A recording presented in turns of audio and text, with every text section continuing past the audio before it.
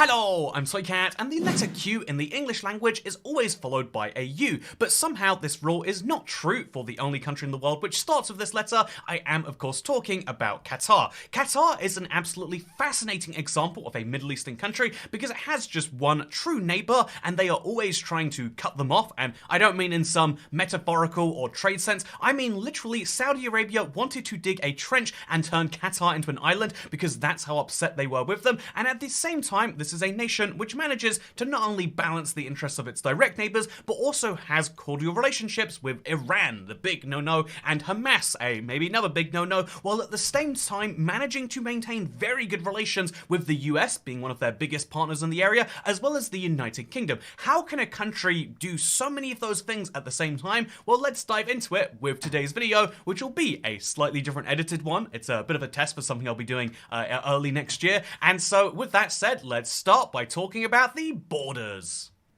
So this section should be easy because Qatar has just one land border and it's with Saudi Arabia. You might look on Google Maps and find this funny line right here, but this is just to clarify there is a sea border where the Hawa Islands don't belong to Qatar, as you logically might expect, being just a few hundred meters off their coast, but instead belong to Bahrain, which is all the way over there. This is an interesting story which we can dive into right after we mention their physical border is a very much straight line drawn by people who did not live there at the time, and honestly, this sounds like a bad thing, but this is literally a line in the sand. They drew a line in the sand, and to this day, it is kind of an arbitrary thing, which basically just says that this peninsula gets to be Qatari, while this landmass here gets to be Saudi Arabian. And honestly, I think the more interesting point of the border right here might be how exactly do you end up with a region where if you take all of these other small countries around them, Kuwait, Bahrain, Qatar, the UAE, Oman, and Yemen, when you add all of these countries together, you get one which is roughly the size of Saudi Arabia. Why would they design the region in such a way? And ignoring that you can't design ethnic groups, although a lot of these people speak the same language and have very high similarities, but if you ignore that point, you would have to say, why would you make Saudi Arabia so powerful? And the answer is that, well, the Saudis, it's named Saudi Arabia not because of some ethnic group, but because of the kings of the area. The Kingdom of Saudi Arabia, KSA, is actually a group controlled by the same people, whereas at the same time that there was a kingdom which was uniting all of these groups together, the British came in and made deals with local emirs from the areas around here, mostly on the coast, so that they could have some favorable beneficial thing of like, yeah, we'll come in and use you sometimes as a base, but in exchange, you get our protection. And so these emirs of Bahrain, Qatar, and the 7 which make up the UAE, most notably Abu Dhabi and Dubai, these deals go very, very well, and it means that the UK can be friends, the British can be friends of Saudi Arabia, but also they've got some great relationships elsewhere in the region, and this goes really great until the UK decides they're bored of empires and these places which desperately still want British protection. They even offered to pay for it if the British weren't willing to anymore. But the British say, no, okay, you guys, you're going to go independent, you're going to all come together and make a great thing. And that's what the Arabs did, indeed the Emirates did, 7 of them coming together to make this. It was theorized at the time that Qatar and Bahrain could join,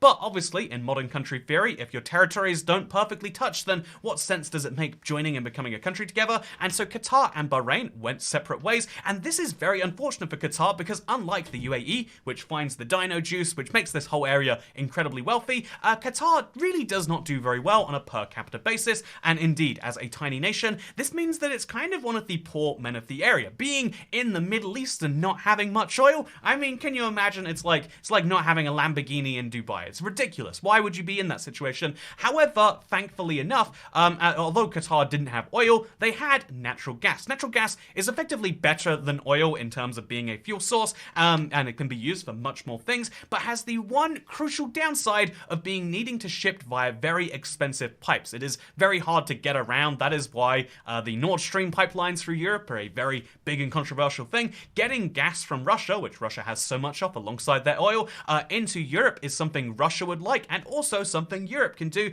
but only with these big, strong physical pipelines. However, Qatar realizes, well, when neighbors aren't going to really need this too soon. They've got lots of their own resources. However, if they could just get this gas, which they have here, to the rest of the world, then they would be doing absolutely incredible. And so Qatar builds giant pipelines which connect the world, and now they instead of that very genius idea, they invest in liquefying natural gas, something they can do, so that now instead of trying to transport gas on a container ship, instead they liquefy it into barrels. They move the barrels wherever they need to go, and then they're deliquefied at their destination, leading to Qatar being able to sell one of the world's most valuable resources, which they not only have an insane amount of, but they only have hundreds of thousands of people, meaning that now they are making so much money from natural resources that they are one of the wealthiest countries per capita. In fact, it's the very wealthiest country per capita. When you look at the rankings, Qatar is always 1, 2, or 3. You know, the very worst you can argue is that Qataris are only the third wealthiest people in the world per capita. It is insane the amount of money that you can find here. And in case that sounds like, well, I mean, I feel like Dubai is famous for being fancy. Surely they have more money. No, look at Doha. When you look at a random point of I'm going to do the random Google Maps thing to prove this. When you look at a random point, you don't necessarily see that it's the wealthiest place. I mean, it looks like it's definitely a modern, wealthy Middle Eastern state with a little bit of natural resource money, but there's no proof that it's like wildly so.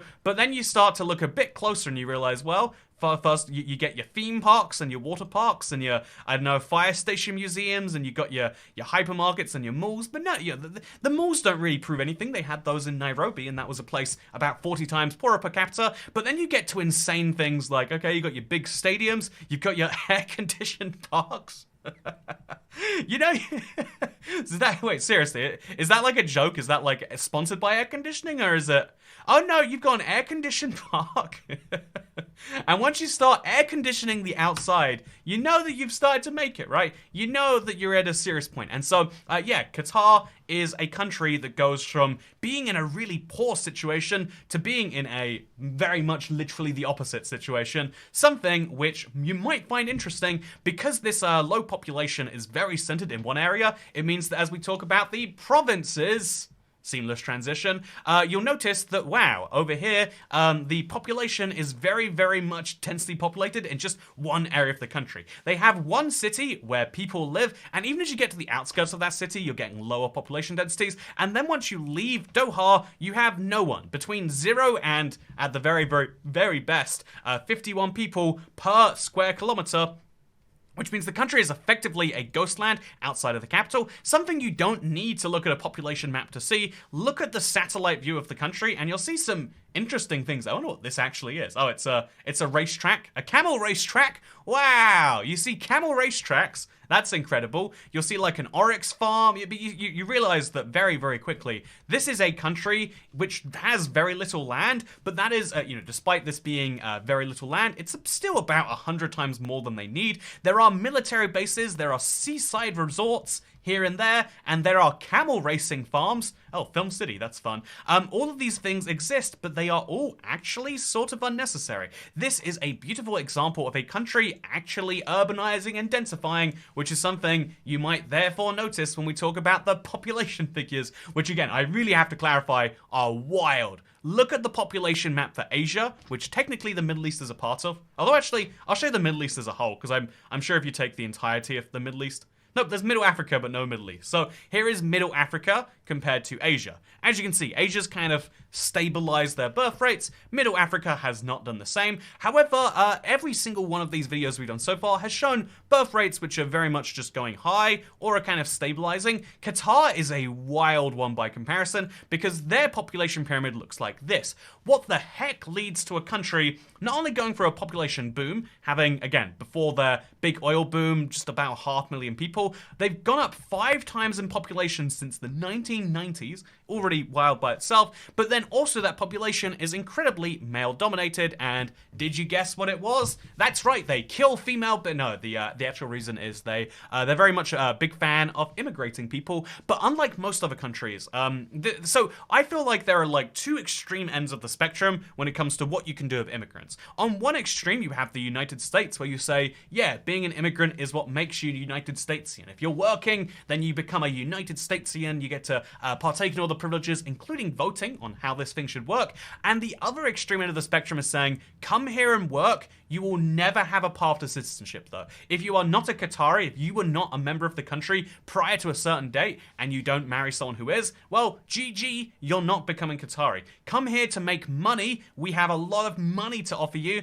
But outside, and realistically, this means that there is one, the poorer countries in the region, India being the most famous example, people come over to here from there. They work a lot in some pretty harsh conditions, sometimes in some maybe less than favorable human right conditions. And in exchange, what they get is a lot of money. And then you can tell they leave when they stop being of working age, and realistically, much before. This is a very interesting graph, as you can see, because when people are born, they are born at pretty fair ratios. But before the age of about 20, there is a huge low population, and this actually is the ideal population pyramid. Everyone in the country, the majority of the country is a working age man, and the majority of those people are in these prime time earning years. What an incredible way to be. And by the time people want to get pensions from the country and start draining on their resources, there's basically none of them left. And that's ultimately because they had incredibly low populations back in the 70s. Look at this. This was their baby boom in 1970. Those people, the big batch of Qataris, were just 18,000 of them. So even if like half of them make it to 80, that still is a problem for 2150. 2050. 2150 is a very different problem. And so the population really takes a long time to actually age in any meaningful way. And ultimately, even then, it looks as though their low demographics, their high immigrant demographics will still be more than enough to subsidize it. This country gets it right. If you ignore human rights, I feel like there's a lot of things the Middle East gets right. And I think that's something, I don't want to, dive on that too much, but that is an interesting point about this area of the world. They are doing very, very well in ways that, you might say involve some unsavory practices, but I would then argue that, well, these unsavory practices are what you're directly benefiting from yourself, whether you live there or not. There's the fact that, if you have ever enjoyed electricity at any point in your life, well, I mean, statistically, your country has bought some of the gas they use for that emergency stuff from Qatar. There's the fact that your country is very likely an ally of Qatar. They have this incredibly complicated role in the place where it's like, they've got this, they've been negotiating with Hamas. They're working on Gaza. They are big proponents for Hamas and Gaza. Well, at the same time, they have one of the biggest US bases in the region. Indeed, they have a large US military presence, one of the biggest in the region at Al Udeid Air Base. It's absolutely insane, in my opinion. And then also on top of that, Qatar works with the Taliban and they work with Iran. And then at the same time, they have incredibly close ties to, say, the UK. You might think like, well, I'm going to boycott this country. I don't like it so much. But then it's like, well, they own a big share of the UK's airline and Sainsbury's and the London Stock Exchange and Heathrow Airport and Barclays, and Harrods is entirely owned by them. I think the Shard is too. Yeah, the biggest building in Europe or within Western Europe, formerly EU, whatever. It's insane to say how much a small country can own, but that is one of the things about being successful. You get to the point where people don't get to boycott you anymore, and that is honestly one of the large successes of the region. You can be and honestly, at some point they can choose later to liberalize that, but I almost look at it as like in the world, you can have extremely friendly policies that limit your long-term potential, or you can have extremely unfriendly policies which seem to benefit it. I don't know if that's true. I don't think that is the way I view the world. But the more you look around countries of the world, the more it starts to seem like it is true. Being practical dwarfs all other set of views that you might have. And is that ideal or is that not? There's your question for the day. All I have to say, though, is in terms of if you want to look at a country on Google Maps, one of the coolest ones is Qatar because they have so much money, they build land. I mean, you don't need to, but they want waterfront property, so they do it anyway. Look at this place right here. This isn't natural island formation. It's just allowing people to have their very fun things and then still go to Starbucks when they want to, as well as flat white specialty coffee Qatar the Pearl. But yeah, interesting. There's so much to say about Qatar. There's so much to say about Doha as a whole. But what I have to say is that it is a very, very interesting country that you probably are already consuming some amounts of. And also, you know, you can make all the points you want about the country and about their military presence and about their international relations and about the fact that arguably by extracting natural resources that we all burn, they're killing. We can make some grand point about that, but instead, let me just say Qatar Airways, which by the way they say it that way. That is the way they say the country. That is the English pronunciation. Qatar is the way if you want to say it in Arabic, but we're talking in English right now. I've got to say that before the end of the video because otherwise people are like, oh, Toycat, don't you know that in their language it's this? Well, in Germany it's Deutschland, but if you say Deutschland in regular speech, you're a bit pretentious. Don't do that for a country just because people don't know that you're being pretentious. But speaking of being pretentious, love Qatar Airways. Doha, if you are transiting somewhere in the Middle East, this is a much better place to pick than Dubai. Emirates is the much more famous airline, but you want to be going through Doha. Just trust me on that one. And speaking of things, there's an orchard in there. Wait, one sec. Let's go look at the orchard in the airport.